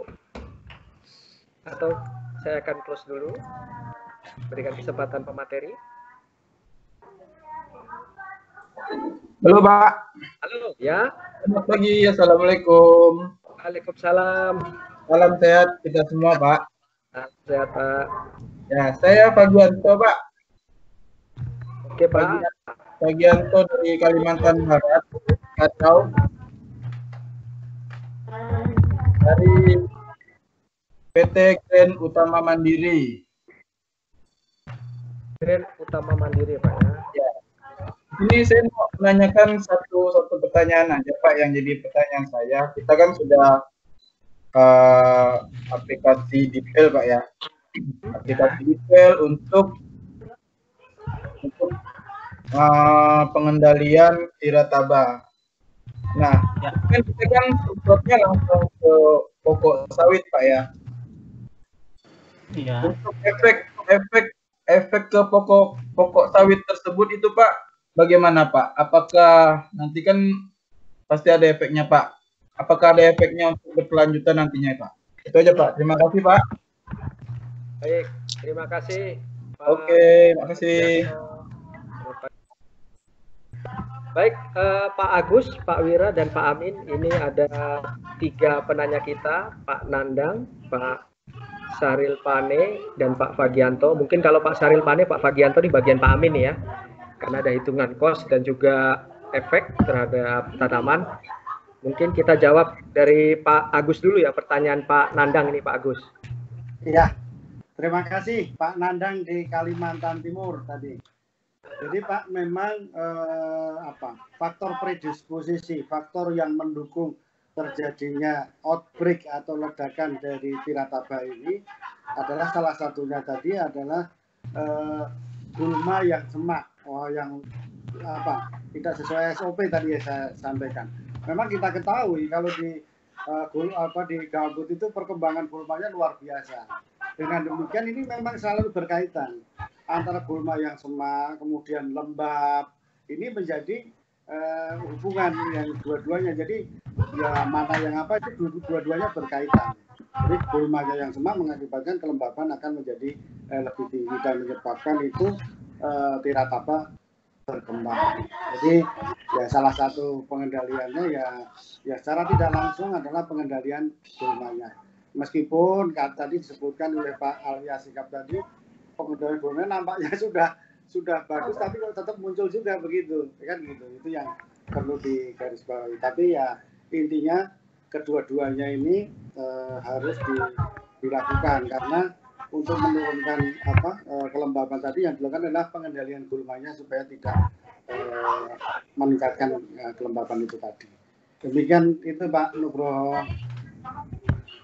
Baik, Pak Nandang tadi ya pertanyaannya mengenai apakah yang mempengaruhi apakah karena kondisi gulmanya atau kelembabannya. Nah, memang sampaikan Pak Agus tadi karena kondisi gulma yang tidak terawatlah ini menyebabkan salah satu faktor predisposisi meningkatnya serangan hama tirataba. Jadi bisa menjadi salah satu faktor Pak, karena tidak terawat, kelembaban tinggi, perawatan tidak berjalan sehingga tiratabanya bisa berkembang lebih cepat. Kemudian ke Pak Wira ini ada dua saya rasa mengenai sensus awal di TPH, apakah tidak terlambat karena Pak Nandang ada menemui serangan terjadi pada buah muda. Kemudian yang kedua adalah mengenai agen hayati. Agen hayati ini apakah ada ambang batas kaitannya dengan serangan tirataba. Jadi kalau ditemui ada hama tirataba, apakah dengan adanya semut atau cocopet sekian populasi juga menjadi salah satu faktor kita harus mengendalikan. Mungkin seperti itu tadi ya pertanyaannya, agak kurang jelas juga tadi, tapi mudah-mudahan seperti itu.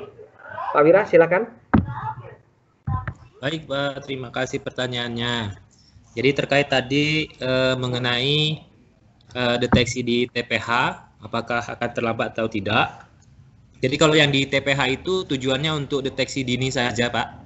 Jadi sebagai early warning apabila terjadi di TPH, artinya sebetulnya kondisi di lapangan itu serangannya sudah cukup tinggi biasanya. Karena memang seperti yang Bapak sampaikan itu serangan lebih banyak terjadi pada buah-buah yang baru berkembang. Nah, itu biasanya lebih banyak terjadi di situ.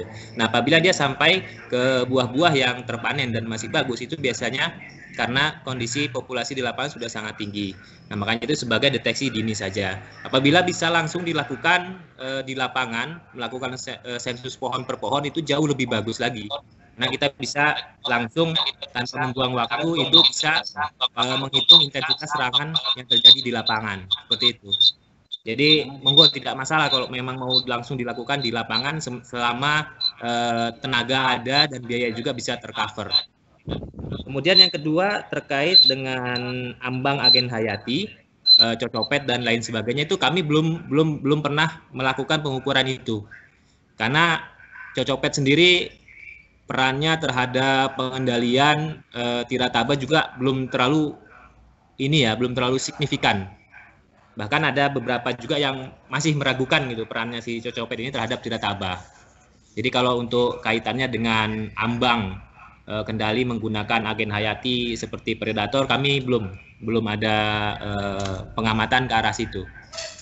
Jadi selama ini masih berpegangan pada intensitas serangan di lapangan. Apabila dia kisarannya sudah di atas 5%, ya kita coba aplikasikan dengan insektisida biologi terutama yang sekarang saat ini diutamakan, baru pilihan akhirnya adalah insektisida yang kimiawi. Begitu Pak Adi. Terima kasih Pak Wira.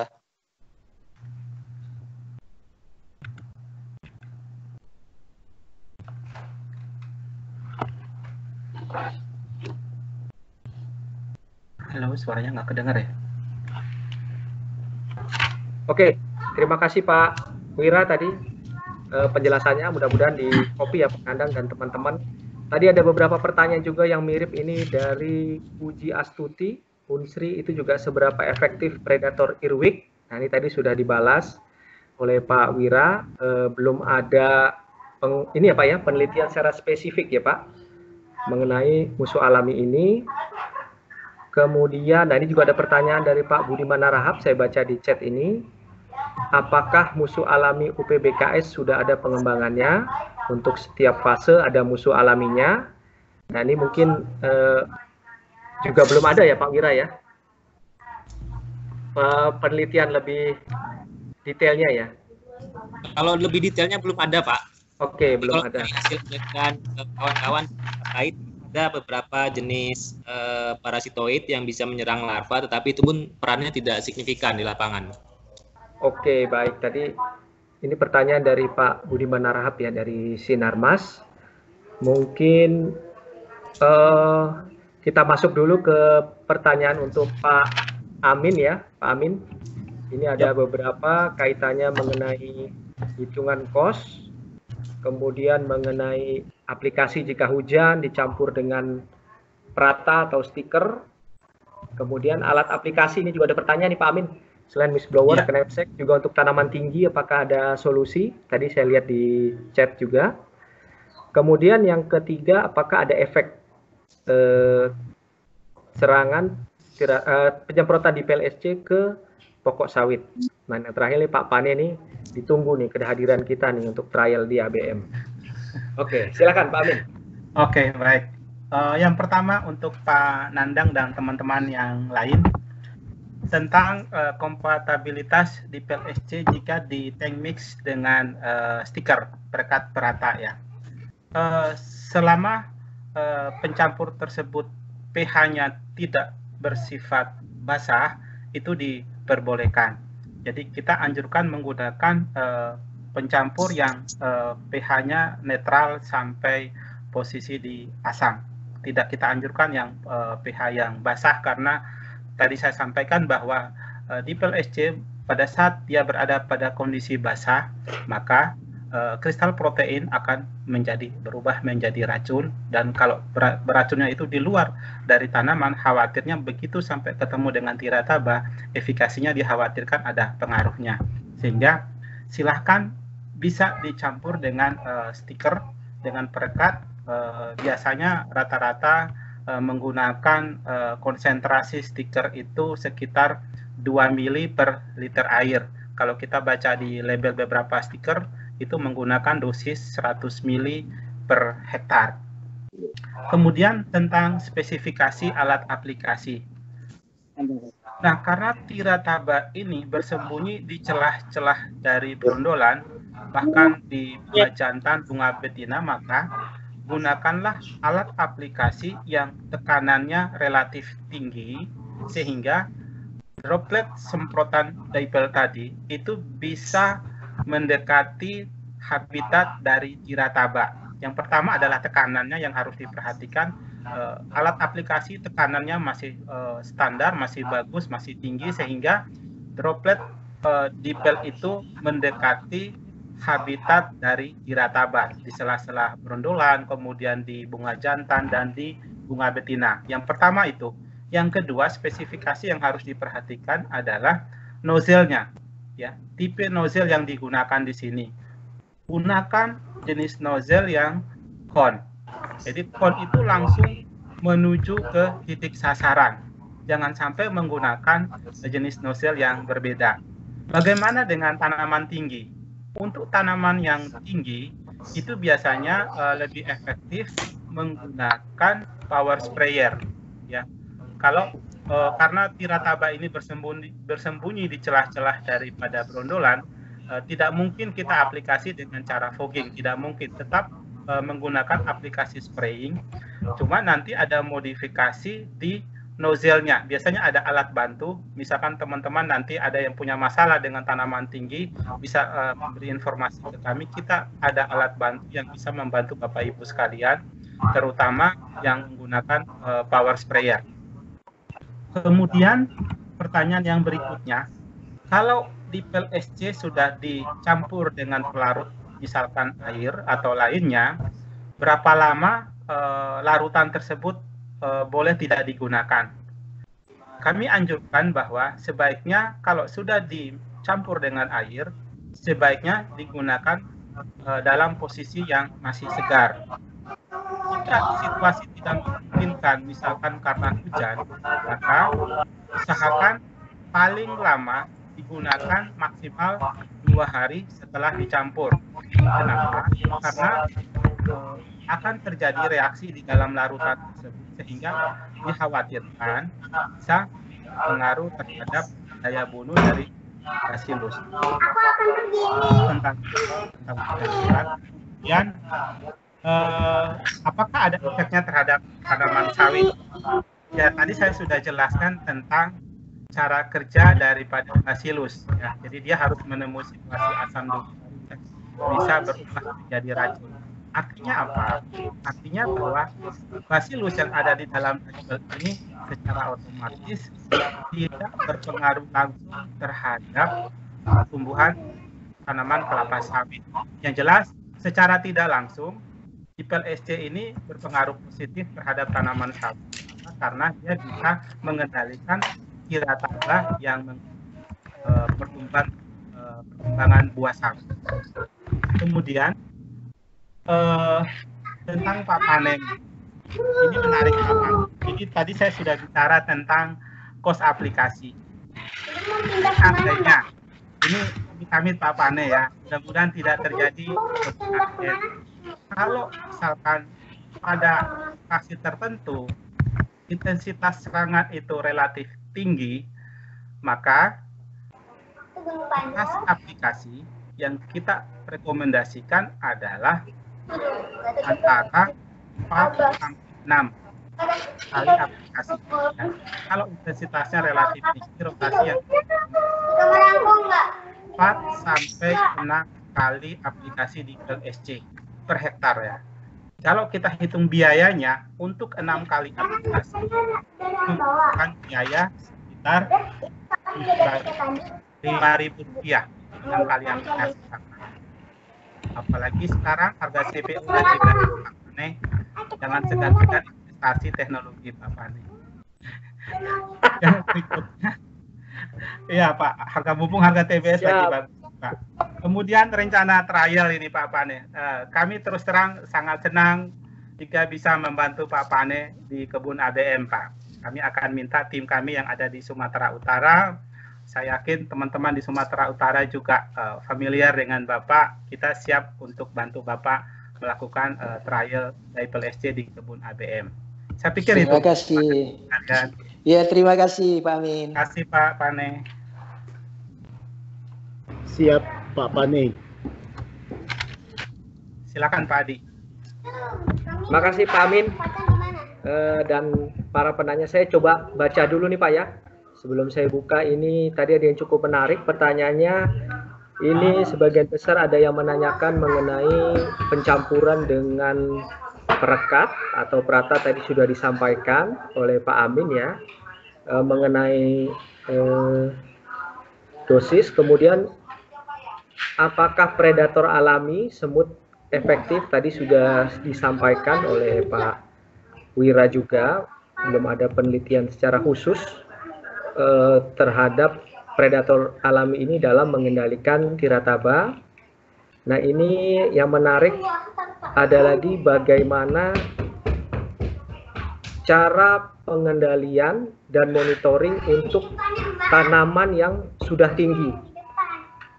Nah, ini mungkin bisa di-share karena apakah hanya kita bisa melihat dari buah yang kita ambil atau ada metode lain yang lebih menarik. Ini mungkin dari buat Pak Amin, Pak Wira juga pengalamannya sharing.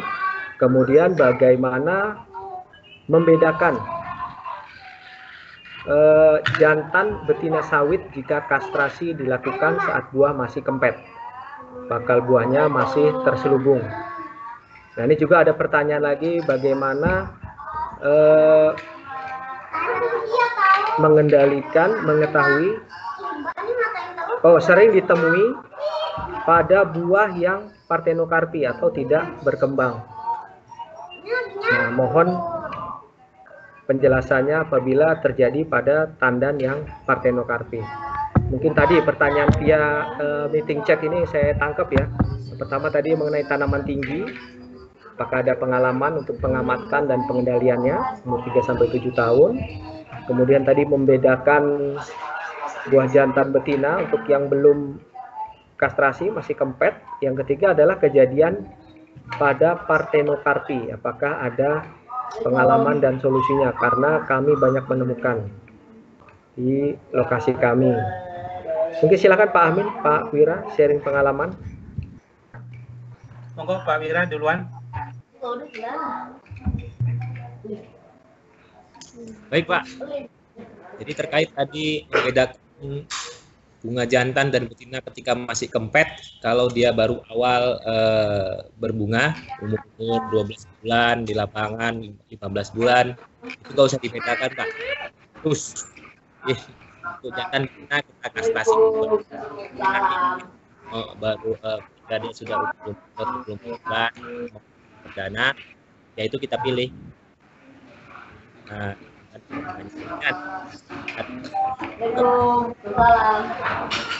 dari serudangnya, kalau dia agak gemuk itu biasanya betina, kalau dia agak hijau itu biasanya jantan. Tapi kalau masih dia di awal, di umur-umur 12 bulan baru keluar bunga pertama, itu semua dikastrasi saja. Karena bunga jantan pun keluar tidak terlalu optimal juga untuk tempat perkembangbiakan Elaidobius. Begitu Pak Adi. Yang EWS tinggi tadi Mas, yang tanaman tinggi tadi. Oh, kemudian yang untuk tanaman tinggi. Nah, ini kalau bisa sampai terjadi serangan tiratabar di tanaman tinggi, ini luar biasa ini berarti serangannya di lapangan. Itu sangat-sangat jarang ya bisa terjadi sampai di atas ya. Dan kami juga belum sampai menjumpai, dan biasanya itu yang sering kami jumpai di Riau paling tua itu umur tanamannya 7 tahun. Sekitar salah kita lah. Jadi kalau memang dia pada tanaman tinggi, sebisa mungkin di penyemprotan itu menggunakan extender Pak. Jadi menggunakan bahan stang itu untuk menghindari drift pada bunga jantan. Kalaupun kita mau melakukan fogging itu tidak efektif, karena dia fogging itu nanti hanya melapisi di bagian luar saja, tidak sampai ke bagian dalam tanah. Jadi tetap harus dengan semprotan biar air atau droplet si insektisida itu masuk ke dalam tandan, jadi dipakai extender. Tapi kalau sudah tanaman sudah tua, biasanya jarang sih yang terserang tiratabar. Oke. Baik, terima kasih Pak Wira. Pak Amin ada komen? Ya, saya cuma tambahkan saja untuk tanaman yang di atas 7 tahun, memang sangat jarang sekali tanaman di atas 7 tahun yang terserang tirataba, kecuali tanaman masih muda tidak dirawat sehingga tirataba itu betah hidup di pohon itu sampai tanaman di atas 7 tahun. Nah, seperti disampaikan oleh Pak Wira tadi bahwa untuk tanaman yang di atas 7 tahun dan masih terserang tirataba, itu alat aplikasi yang digunakan adalah menggunakan power sprayer. Ya, power sprayer, tetapi nanti nozzle-nya itu biasanya menggunakan alat tambahan. Biasanya teman-teman di kebun itu lebih kreatif, ditambahkan selang, kemudian ada tangkai nozzle paling ujung itu ada dimodifikasi sehingga nozzle itu bisa langsung mengarah ke tandan buah, ke bunga jantan maupun bunga betina. Kita sebenarnya pernah belajar kami pernah belajar di Bintulu bahwa di situ memang ada di Bintulu itu ada tanaman yang tinggi dan terserang, dan pengalaman-pengalaman yang mereka lakukan adalah tadi menggunakan power sprayer, kemudian ada modifikasi di tangkai nozzle, di ujung dari nozzle itu ada tangkai nozzle yang dimodifikasi sehingga sasaran aplikasi droplet itu langsung menuju ke tandan buah, ke bunga jantan maupun ke bunga betina. Saya pikir itu Pak tambahan dari saya.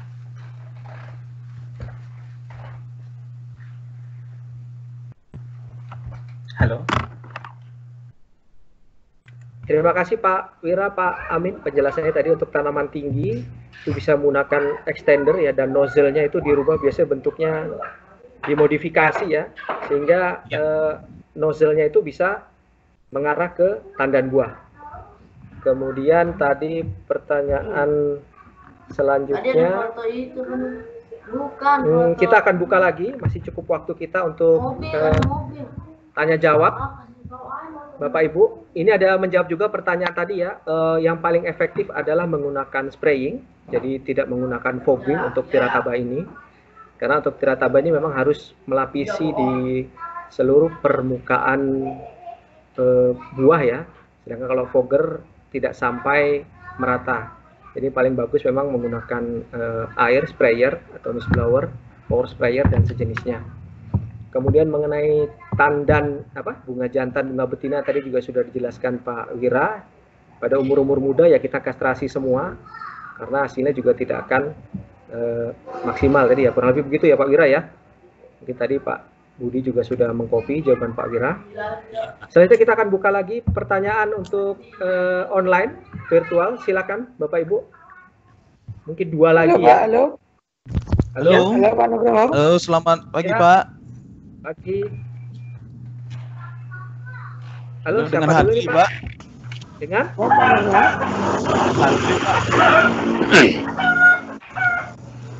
Halo, selamat pagi.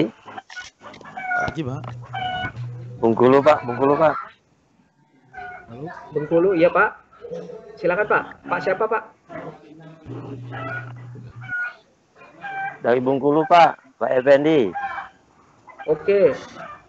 Silakan Pak. Pak Effendi Pertanyaan silakan Pak. pertanyaan saya, kapan waktu efektif penyemprotan insektisida pada serangan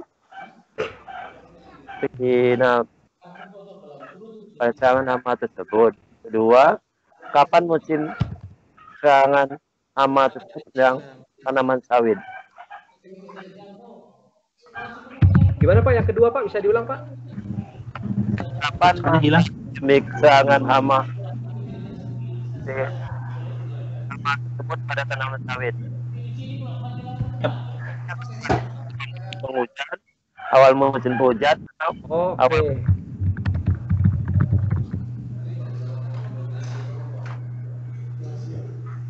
Baik, jadi pertanyaannya tadi yang pertama saya ulang lagi ya Pak Effendi ya. Yang pertama kapan waktu efektif untuk pengendalian tirataba, dan yang kedua adalah kapan waktu yang paling banyak atau serangan tinggi dari tirataba, apakah pada musim hujan, peralihan musim, atau bagaimana ya? Begitu Pak ya?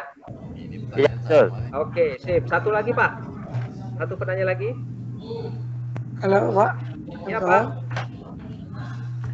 Budiman Pak dari Sinarmas Pak. Pak siapa Pak? Pak Budiman dari Sinarmas. Oke, Pak Budiman silakan Pak. Udah masuk. Ini Pak Nugroho untuk pertanyaannya. Itu Bapak daftarnya pertanyaannya. Ada sebelum ada.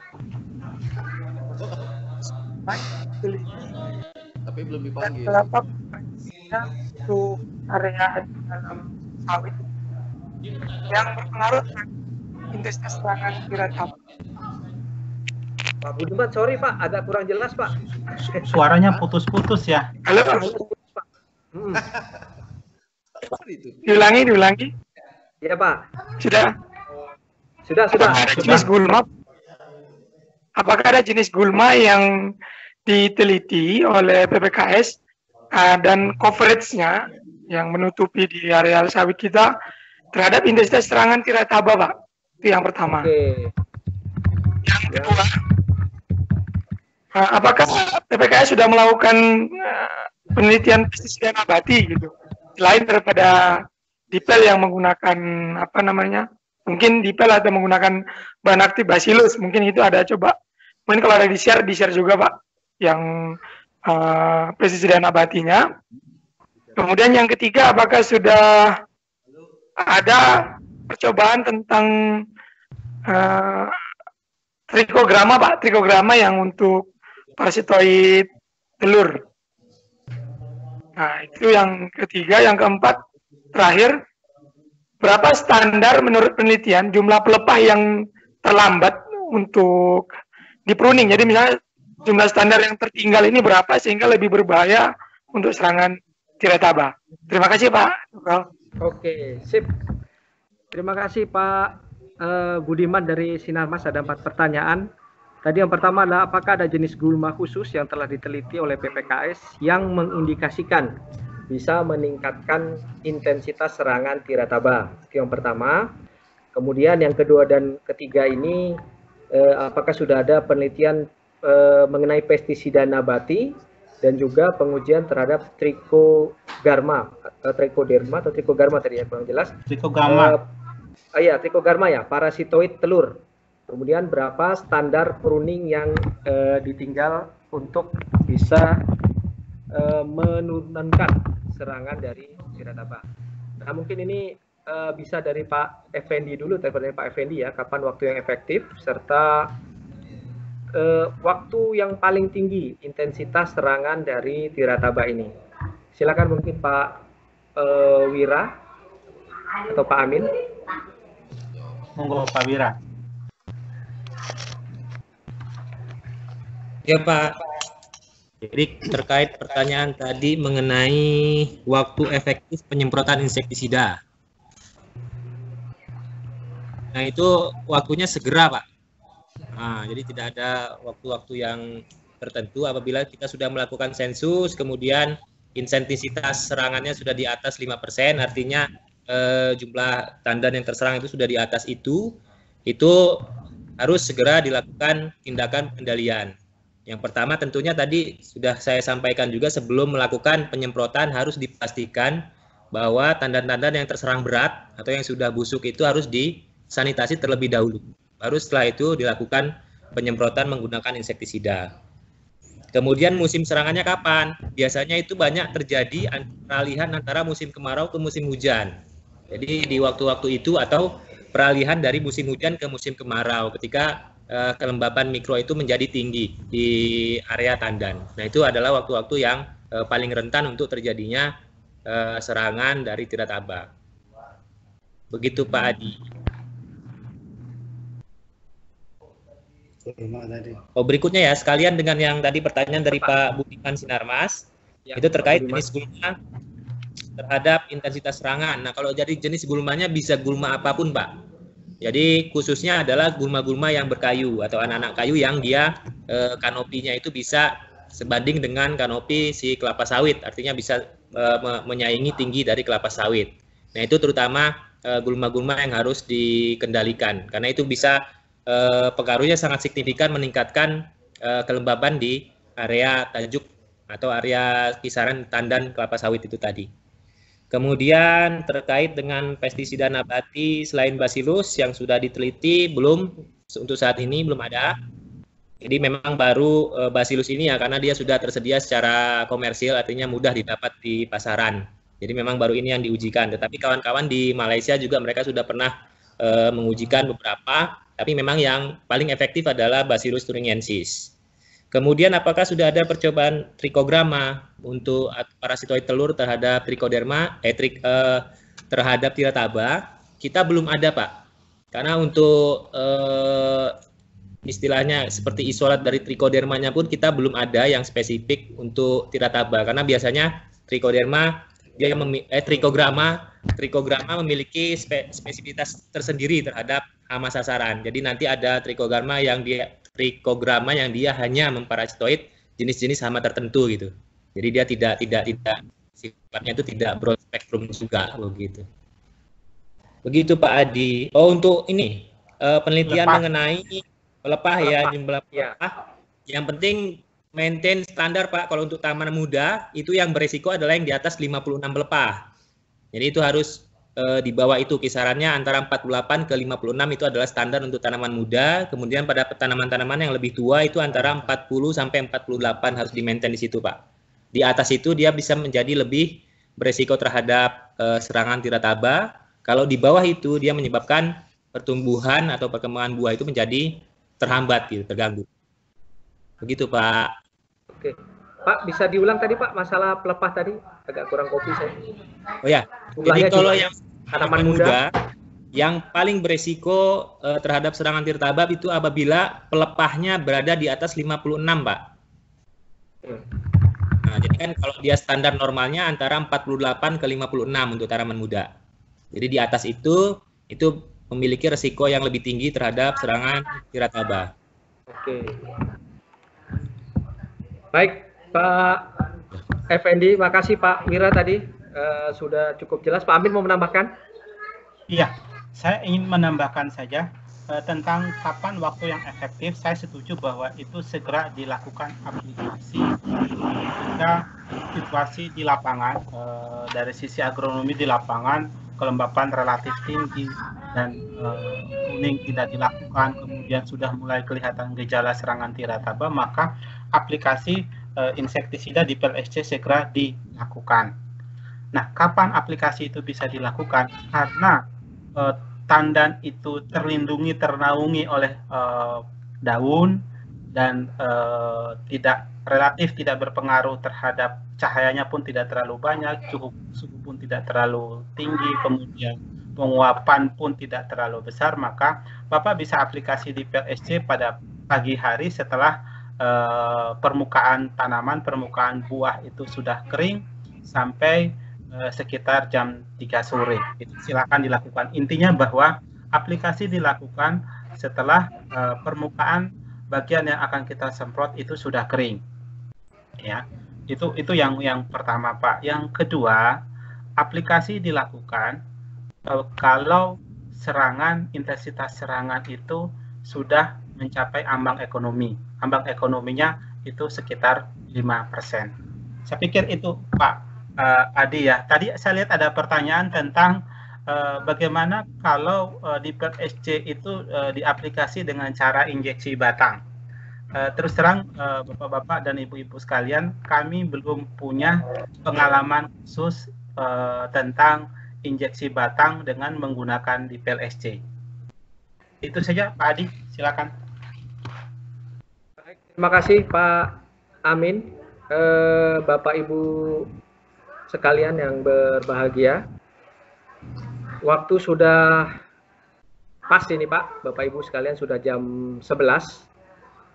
Sudah, dengan demikian alhamdulillah rangkaian sesi diskusi pada hari ini sudah terlaksana dengan baik. Kami ucapkan terima kasih kepada narasumber kita pada hari ini. Dan juga terima kasih kepada Bapak Ibu peserta yang sudah meluangkan waktu untuk hadir, kemudian berdiskusi secara aktif pada sesi Bincang Sawit hari ini dengan antusias. Mari kita berikan aplaus untuk kita semua Bapak Ibu.